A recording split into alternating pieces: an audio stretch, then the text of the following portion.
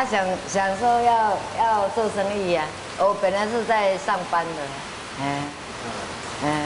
去学的时候，人家不教我啊，去帮他洗碗啊，就加减看，后来我做4天没做，我再去那个文化街那边开店，我自己买房子开店，不然在市场里面的啦，市场里面比较辛苦了，肉要好啦。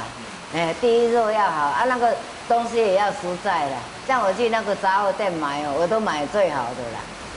像沙茶酱啊，还有什么胡椒粉什么，我都买最好的啦。他都知道我都要买最好。我很少到外面去吃了。就是客人来说啊，你这个牛肉面好吃了，你还可以去台北比赛。我说我不要。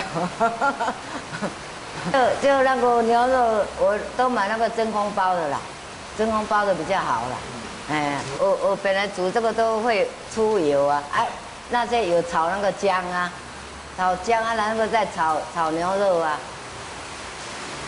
炒一炒就放一些那个肉包啊没有，他大学毕业还要去上班啊，后来我叫他回来做啊，不然我想不做了啊。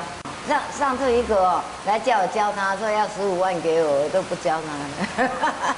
我说不行了，我还在做，教你不好了。一直来拜托我呢。他说他住在哪里，大南那边还是哪里？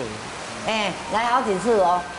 我说不要，我还在做，我没有做，我在教你呢。